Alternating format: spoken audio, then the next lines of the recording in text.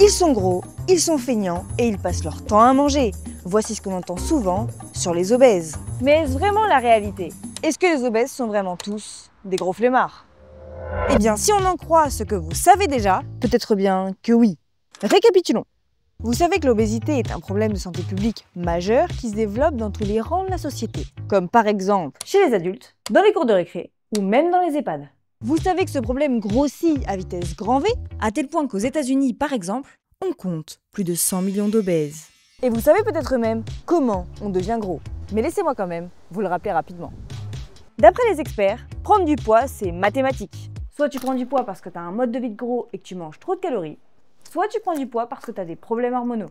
Moi, je mange que des carottes.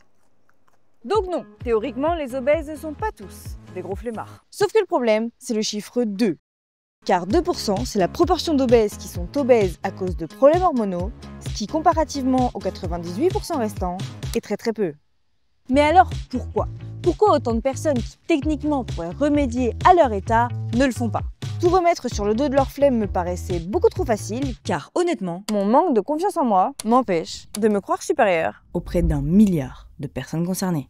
Alors après m'être creusé la tête pendant plusieurs jours pour essayer de comprendre ce qui se cachait réellement derrière tout ça, j'ai compris que ma mission du jour est tout autre. Il faut que je vous montre pourquoi ces personnes obèses peuvent avoir du mal à changer, et mon plan pour y arriver, c'est de prouver que c'est à cause de vous. Pour commencer mon investigation, j'avais tout d'abord besoin d'éléments qui vont dans mon sens. Alors j'ai décidé d'impliquer directement l'ennemi, à savoir vous.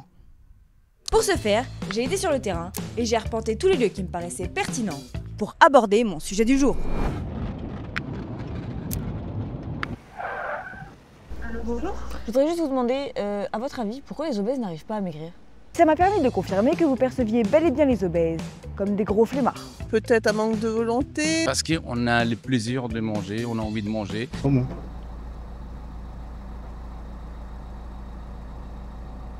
Mais encore une fois, il y a des tas de choses qui prouvent que ça ne peut pas être qu'une histoire de flemme. Comme par exemple le fait que des obèses excellent dans d'autres domaines ultra concurrentiels. Philippe Conduccini fait de super gâteaux, Adèle chante super bien, et Oussama Hamar raconte de super histoires. Mon frère aîné, c'est vraiment un très très bon entrepreneur. Il a été le premier mec à avoir un fax au Paraguay. Le président du Paraguay venait chez lui pour envoyer des fax. Wow. Donc non, ça ne peut pas être que ça. Du coup, j'ai décidé de vous poser une seconde question dans l'espoir de faire avancer mon investigation. Selon vous, qu'est-ce qui manque aux obèses pour réussir à maigrir? Et même si la plupart de vos réponses étaient d'une banalité déconcertante, qu'est-ce qui manque au gros? Une hygiène de vie. Un déclic pour se mettre au sport. Des parents qui éduquent bien leurs enfants. Du scotch sur la bouche pour qu'ils mangent un peu moins. L'une d'entre elles était exactement ce dont j'avais besoin. Surtout beaucoup de volonté et de motivation.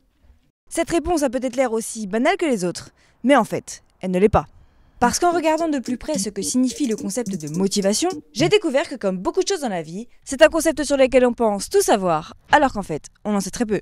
Pour nous autres, la motivation, c'est une personne stylée qui bosse comme un forcené pour faire taire les critiques négatives et atteindre les plus hauts rangs de la société. Comme lui ou lui. Mais en fait ça, c'est qu'une partie de l'équation de la motivation qu'on appelle la motivation extrinsèque. C'est celle qui dépend de l'extérieur et de notre capacité à être un prouveur. Pour avoir une motivation complète, on doit ajouter une deuxième chose à l'équation, la motivation intrinsèque. C'est la partie qui dépend plutôt de notre estime de nous-mêmes et qui vient de notre cœur. Et ce qui se dit sur cette fameuse motivation intrinsèque, c'est que c'est grâce à elle qu'on va au bout de nos objectifs. Alors naturellement, c'est à ce moment que j'ai commencé à me demander si prendre les obèses pour des gros flemmards pouvait impacter négativement cette partie de leur motivation. Et ça m'a mené à interroger cet homme. Un ingénieur de recherche qui a fait une thèse sur comment motiver des adolescents obèses à pratiquer des activités physiques régulièrement. Le tout en se basant sur une théorie qui s'appelle la théorie de l'autodétermination.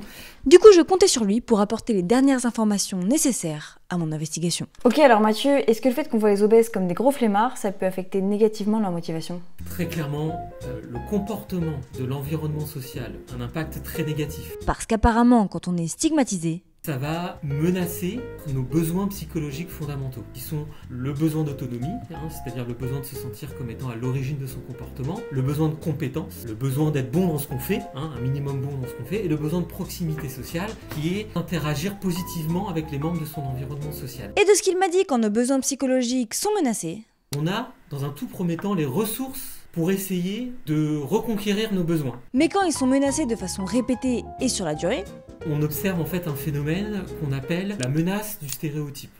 en gros, à force d'entendre les gens vous dire que vous êtes obèse parce que vous mangez trop de burgers et que vous êtes flemmard, Vous finissez vous-même par y croire. Et donc vous avez ce qu'on appelle internaliser le préjugé et le stéréotype. mais bref, comme vous pouvez le voir, cet échange était en train de m'apporter de précieuses informations pour mon investigation. Alors j'ai continué à discuter un peu avec Mathieu, puis j'ai fait mes devoirs. Et maintenant, je suis enfin prête.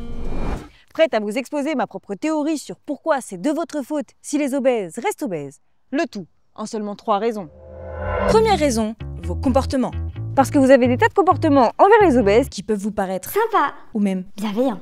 alors qu'en fait, vous détesteriez qu'on vous fasse la même chose. Et la réalité, c'est que juger ce qu'ils mangent de cette façon La baguette entière? les aide pas du tout, et leur offrir des séances de coaching dans l'espoir qu'on leur dise La pizza, elle est allée tout droit dans tes fesses, Docry. non plus. Ça provoque même tout le contraire. Deuxième raison, votre humour. Je sais, vous adorez l'humour facile sur les personnes en surpoids. Et moi aussi, ça me fait beaucoup rire. Le problème, c'est qu'à cause de ça, le personnage obèse complètement attardé et fainéant est devenu un élément phare de la pop culture. À tel point que même quand quelqu'un de gros est un bon acteur, on le ramène systématiquement à son physique. Et c'est à cause de ce même sens de l'humour qu'on se retrouve avec 42 comédies françaises sur le mariage interreligion ou sur Pattaya. Alors s'il vous plaît, arrêtez. Et enfin, troisième raison, vos enfants. Parce que ces petits morveux, ils apprennent principalement par l'exemple. Donc vos comportements couplés à l'image négative des obèses, ça donne des gosses qui regardent les obèses de travers dès la maternelle. Mes copines, ils m'ont traité de grosse. Et à force de subir tout ça, Vous vous sentez un peu comme un pion finalement qui subit des choses plus que comme quelqu'un qui peut faire évoluer sa condition et qui peut faire évoluer son comportement et faire évoluer sa vie tout simplement. ce qui va rendre encore plus difficile le moindre changement.